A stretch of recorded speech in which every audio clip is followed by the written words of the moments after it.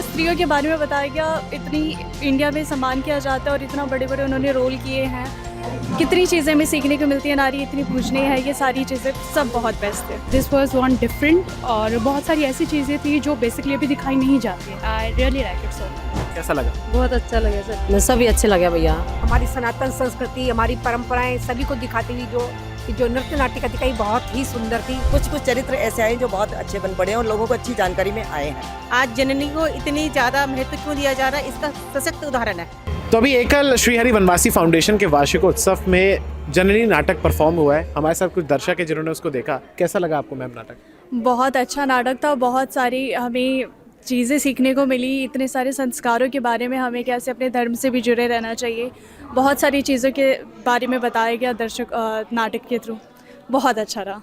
कौन सा अध्याय आपको सबसे अच्छा लगा? उसमें अलग अलग परफॉर्म किए गए थे।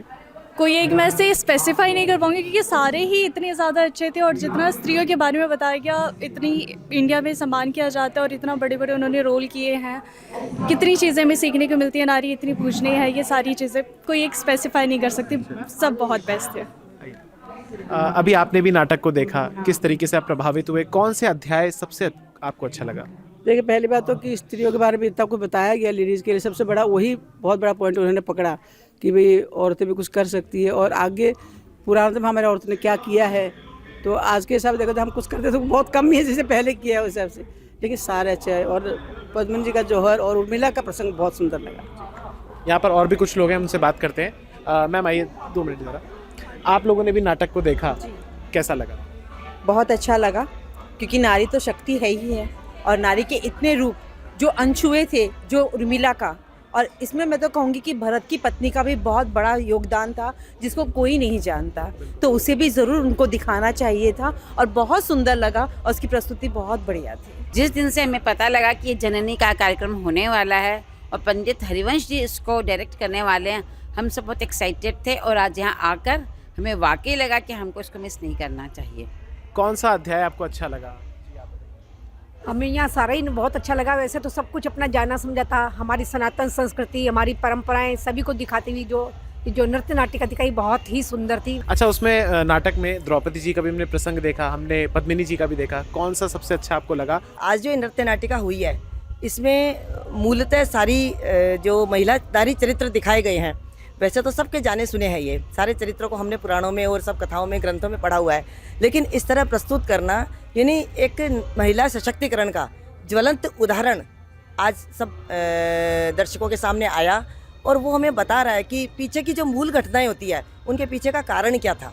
जैसे आज कैकेयी की बात आई थी तो उसमें बताया गया था कि कैकेयी कलंकित तो हुई, लेकिन वो एक उसके पीछे आगे की कथा होनी, वो प्रारब्ध के रूप से वो ईश्वरी कुदरती है, प्राकृतिक से बना हुआ था सारा, तो कुदरत का ही वो था कि भाई कैकेयी को अपना ऊपर कलंक लेना था और राम को वन में जाना था क्योंकि रावण का वध तभी होना था। तो ये जो मूल बातें उसके साथ साथ दिखाई गई है, वो इसका एक सुंदर चित्रण किया गया है और वो एक सुंदर प्रेक्षण बन पाया है।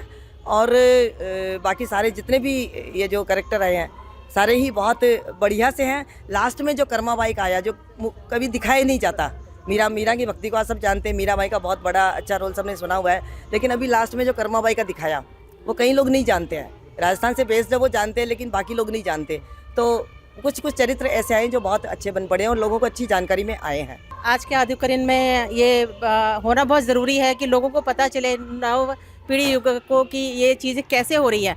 आज जननी को इतनी ज़्यादा महत्व क्यों दिया जा रहा है, इसका सशक्त उदाहरण है जो जननी के द्वारा दिया गया है। सभी लोग जननी हैं, तो ऐसा लग रहा है कि हम सब इस बात से पूरी तरह से सहमत हैं कि जो भी है बहुत, और आजकल के यंगर जनरेशन को ये ज़रूर देखना चाहिए। आपने भी अभी नाटक को देखा, कैसा लगा आपको?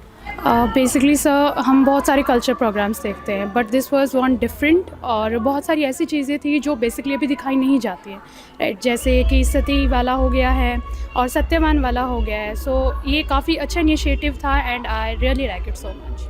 आपको और कौन से अध्याय? आपने सती और सत्यवान वाला बताया, द्रौपदी वाला, उर्मिला वाला कैसा लगा?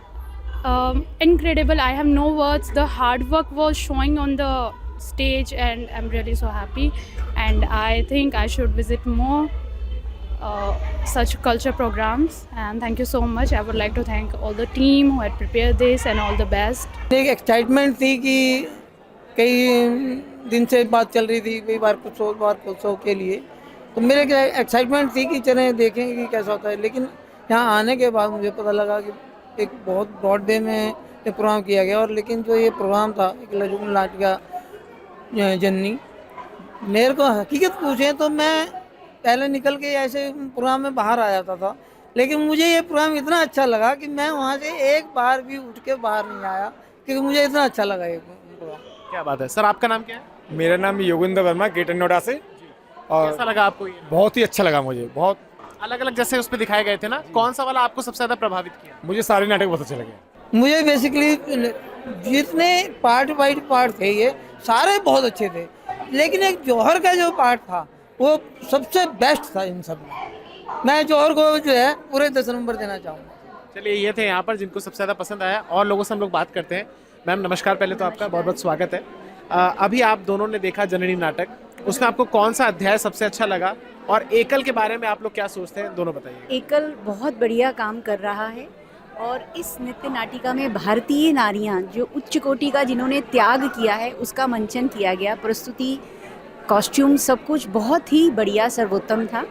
जो रानी पद्मावती का जौहर है वो बहुत पीड़ादायक और बहुत हिम्मत चाहिए। वैसे तो सभी स्त्रियों का ही द्वंद्व बहुत बढ़िया दिखाया गया है, लेकिन सबसे अच्छा रानी पद्मावती का लगा। अच्छा, आपको रानी पद्मिनी जी का अच्छा लगा। उर्मिला जी का भी इसमें दिखाया गया था, जो रामायण काल से जुड़ा है, उनके बारे में क्या कहना चाहिए? उर्मिला जी का त्याग तो वाकई में सीता के त्याग से ऊंचा त्याग दिखाया भी गया है, और वो एक तरीके से था भी, बिकॉज सीता तो उन्हें देख पा रही थी, और उर्मिला ने तो अपने हंसी खुशी से वो त्याग किया है।